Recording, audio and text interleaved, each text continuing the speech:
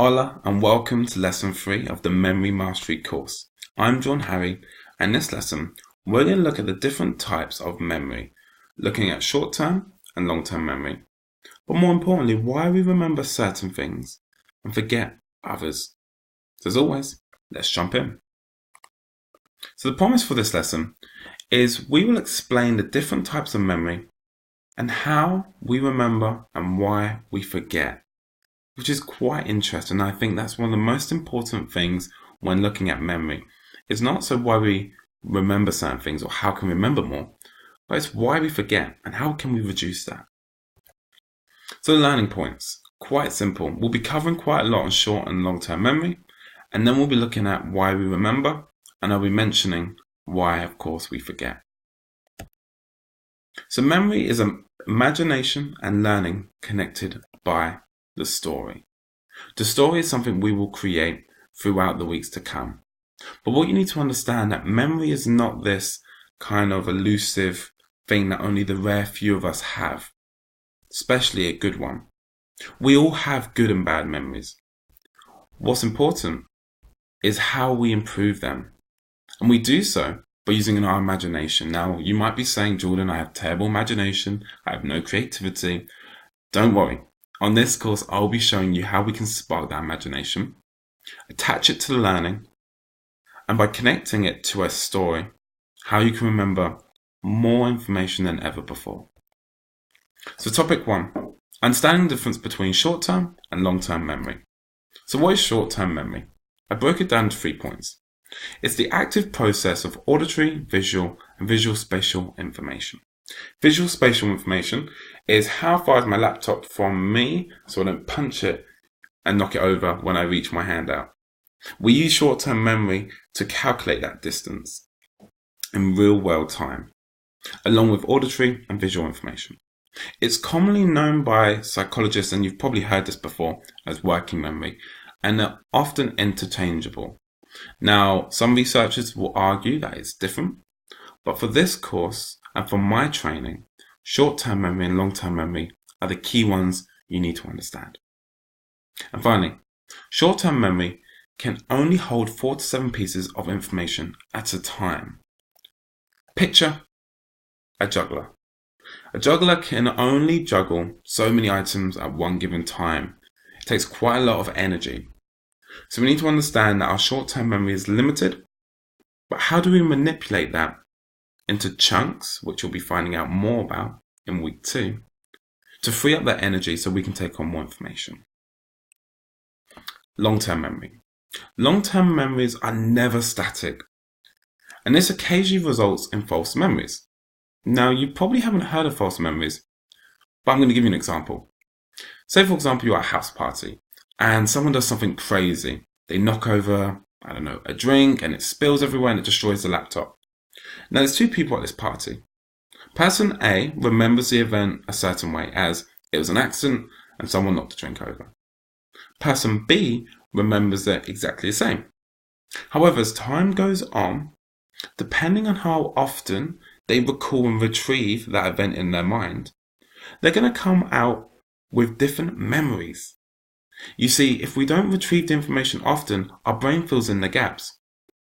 So person A may believe that it's still an accident, but person B remembers it as someone intentionally chucking their glass over a girl and that spilled over to the laptop. They both believe they're right. And they're not lying. To themselves, their brain is telling them that's how it was. The problem is if we don't retrieve information often, our brain fills in the gaps, and this is where false memories come about. And you're probably now thinking about this, where you've told a story, and your friends are like, no, that's not how it happened. And then you're like, oh yeah, that didn't happen. And it's purely because you didn't retrieve that information as often as you should, probably because you didn't give it priority, because it wasn't important enough. They've also found that long-term memory has an almost infinite capacity of space. The only problem is, as I mentioned, is retrieval. And interestingly enough, anything remembered after 30 seconds is considered to be long-term memory, which you should give yourself a pat on the back.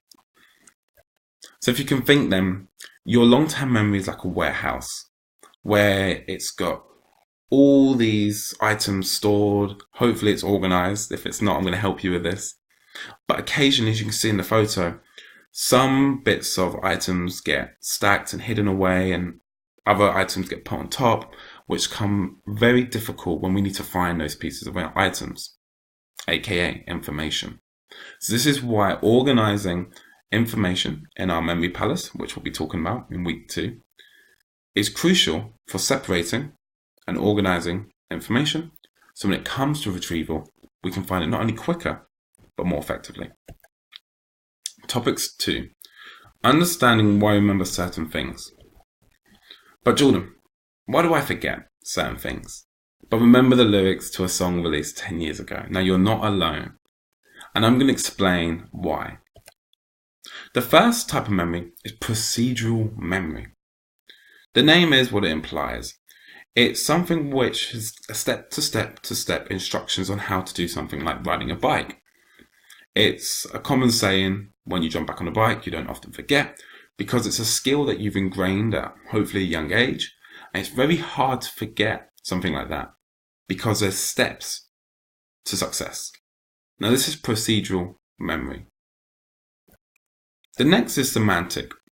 Semantic is common knowledge, such as the names of colours, the sounds of letters, and the capitals of countries, such as Paris for France.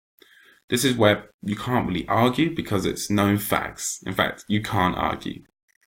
So our brain stores it as hardcore knowledge, and it's very hard to forget information that is semantic, which is acquired over a lifetime. And our last one is episodic. Now, episodic kind of touches upon the whole false memories with the 2 individuals at the house party.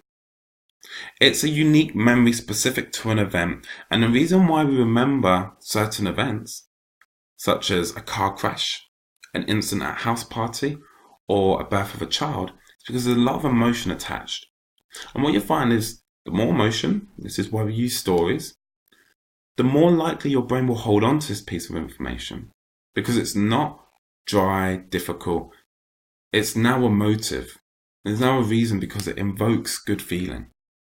But it's important to know that each individual recalls different experiences and events in different ways, because they pay attention to different parts of the event and different bits of information get stored. So to recap, we've identified the difference between short-term and long-term memory.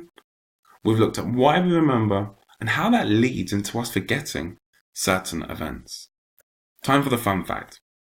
No study has found the exact number. However, an estimation in 2013 showed that our brain contains roughly 86 billion brain cells.